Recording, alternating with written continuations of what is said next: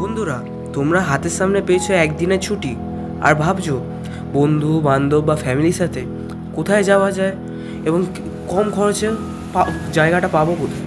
তো সেই জন্য তোমাদের জন্য নিয়ে এসেছি একটা আজকে নতুন ভিডিও। তো দেখতে থাকো। মর্নিং বন্ধুরা, এখন সকাল 9:30। এই মুহূর্তে আছি আমরা সাঁতরাগাছি স্টেশনে।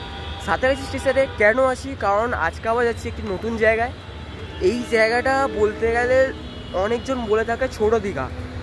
তো এই ছোটো দীঘায় তোমরা কিভাবে যাবে, কত খরচ পড়বে, সেটার জন্য আজকে এই নতুন ভিডিওটা নিয়ে এসেছি। এই মুহূর্তে হচ্ছে আমরা 3 নম্বর প্ল্যাটফর্মের দিকে এগিয়ে যাচ্ছি। আমাদের ট্রেন হচ্ছে 3 নম্বর প্ল্যাটফর্মে দিয়েছে। তোমরা যে জায়গাটা যাবে উলুবেড়িয়া, মানে ট্রেন প্রায় চলে আসবে 3 নম্বর বা 6 নম্বর প্ল্যাটফর্মে, যেখান থেকে তোমরা ধরে 4 থেকে 5টা ট্রেন আছে, যেটা তোমরা যেতে পারো।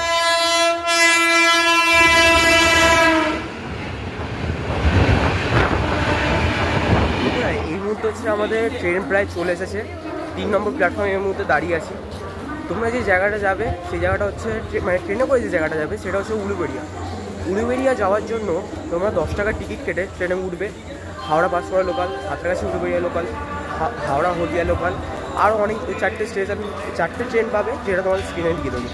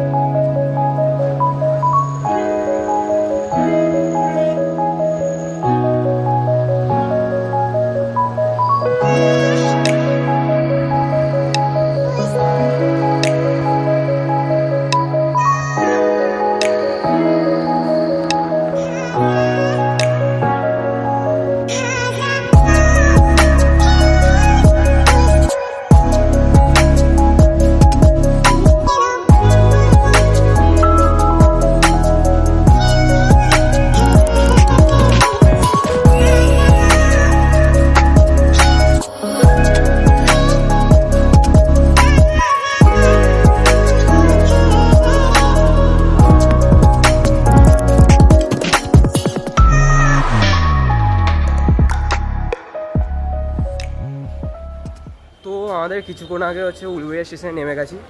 এবার তোমাদের উলুবেড়িয়া স্টেশনে 2 বা 4 নম্বর প্ল্যাটফর্মে নামাবে।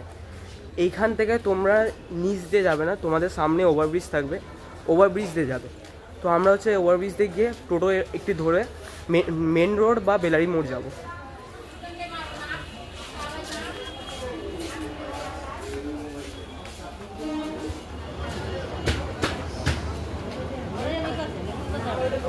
তো এই মুহূর্তে হচ্ছে আমরা স্টেশন থেকে বেরিয়ে গেছি। এবার স্টেশন থেকে বেরিয়ে যে সোজা পথের রাস্তাটা আছে, ওই রাস্তাটা দিয়ে তোমরা হেঁটে বা টোটো করে যেতে পারো, মেন রোড পর্যন্ত যেতে পারো, বা হচ্ছে তোমরা এইখান থেকে একেবারে রিজার্ভ করে বেলারি মোড় পর্যন্ত যেতে পারো।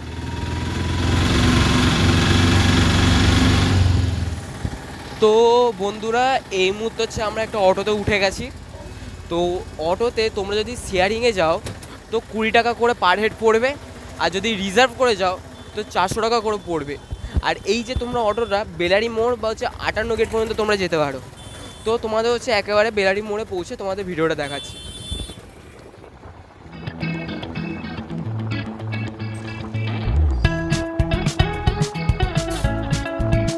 তো বন্ধুরা, এই মুহূর্তে হচ্ছে আমাদের অটো হচ্ছে নামিয়ে দিয়েছে।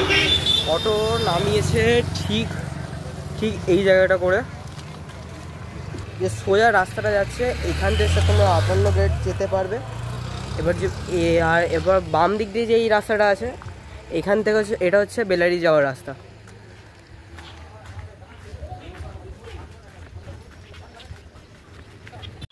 আমরা হচ্ছে এই রাস্তা দিয়ে হচ্ছে এখন এগিয়ে যাচ্ছি। এই রাস্তাটা দিয়ে এখন এরকম অবস্থা দেখছো, কারণ আমি আসার কিছুক্ষণ আগে এই জায়গাটা বহুত জোর বৃষ্টি হয়েছে। আর যে জায়গাটা যাচ্ছি, প্রথমে যাচ্ছি আমরা বেলারি আশ্রম। এখান থেকে তোমরা হচ্ছে বেলারি আশ্রম হেঁটেও যেতে পারো বা টোটো ধরেও যেতে পারো, কিন্তু বেশি দূর নেই বলে আমি হেঁটে যাওয়াটা প্রেফার করছি। তোমরা দেখো গ্রামের ভেতর দিয়ে রাস্তা, এটা চারদিক দিয়ে পুরো এখানে গ্রাম্য অঞ্চলের মতো এই জায়গাটা।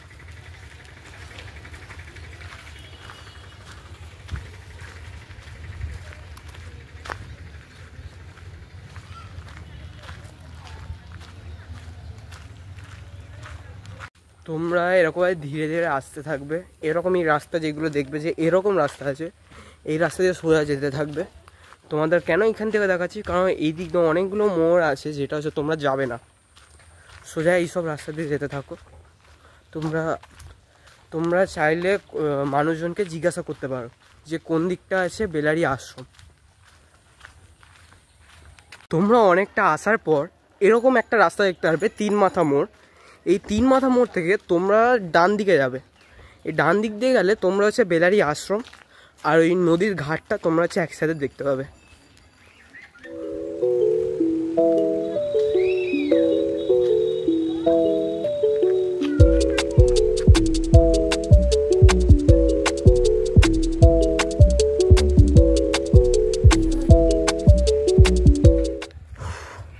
তো বন্ধুরা, এখন বেলারি আশ্রমের উল্টো দিকের যে রাস্তাটা আছে ওইখানটা পৌঁছে গেছি।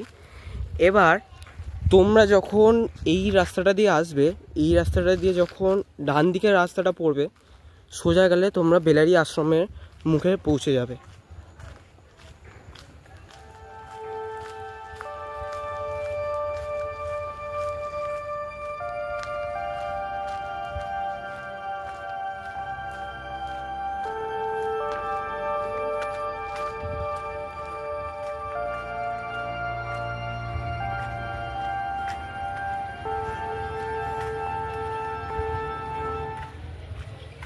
বন্ধুরা, আমরা কিছুক্ষণ আগে ছিলাম ওই জায়গাটায়।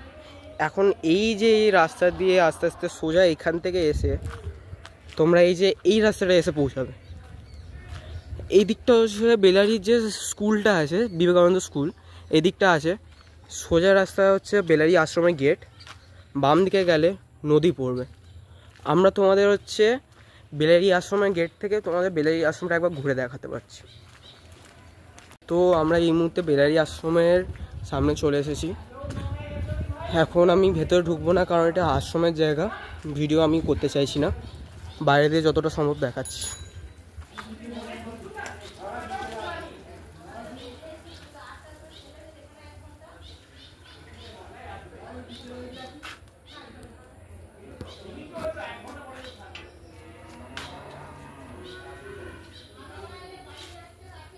বেলারি আশ্রমের বাইরে থেকে তোমাদের দৃশ্যটা দেখালাম।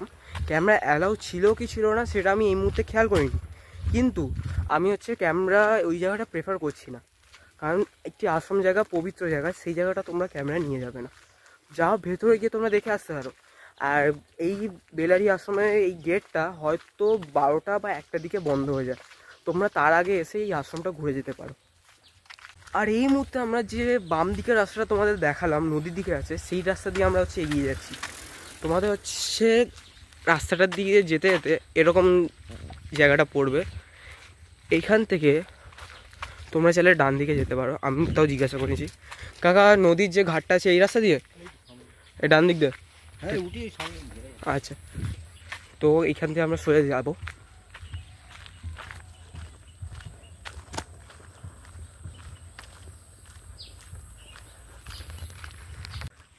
সামনেই হচ্ছে এই রাস্তাটা ছিল, এই ভেতর দিয়ে আমরা চলে যাচ্ছি। আর তোমরা দেখো চারদিকে দৃশ্যটা দেখো।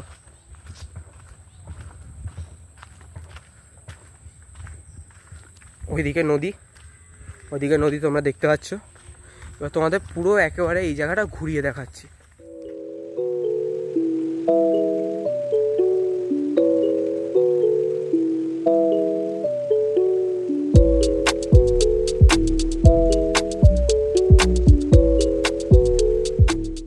এখন হচ্ছে আমি এই নদীর পাশে চলে এসেছি, আর এসে যাওয়ার পর আমি এখন বুঝতে পারছি এই জায়গাটা ছোট দীঘা কেন বলা হয়।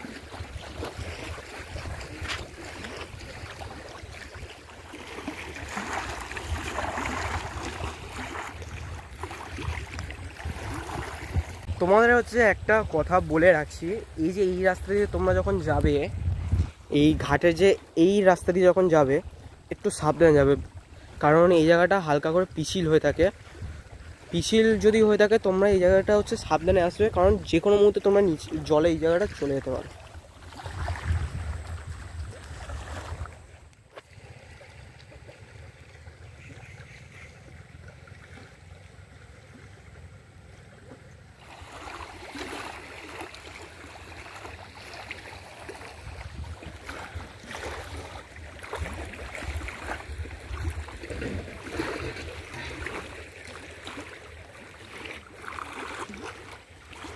এই জায়গাটা আসার পর বন্ধুরা কিছুক্ষণ পর বৃষ্টি চালু হয়ে গেছিলো।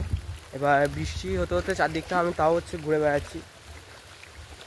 আর এদিকটা বৃষ্টি হওয়ার পর সৌন্দর্যটা আরও বেড়ে গেছে।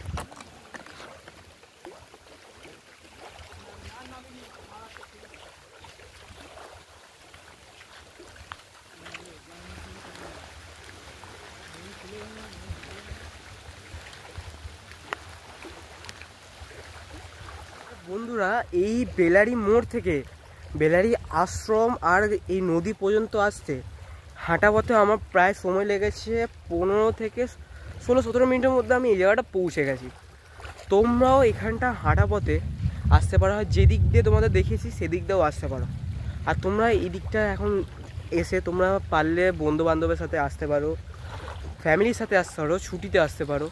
এই জায়গাটা এসে একটু পিকনিকও করতে পারবে, কিন্তু বর্ষার দিনকে আসা এই জায়গাটা একটু অ্যাভয়েড করবে, কারণ বহুত পিছিল হয়ে যায়। কিছুক্ষণ আগে আমি এখানে পড়তে যাচ্ছিলাম। তোমরা হচ্ছে এখানটা যখন আসবে একটু সাবধানে হাঁটাচলা করবে। বাকি হাঁটাচলা করতে করতে তোমরা দেখতে পাবে অনেকগুলো নৌকা আছে, তোমাদের দেখাচ্ছি। অনেকগুলো হচ্ছে নদীতে হচ্ছে নৌকা থাকবে, তোমরা হচ্ছে দেখতে পাবে এখান দিয়ে।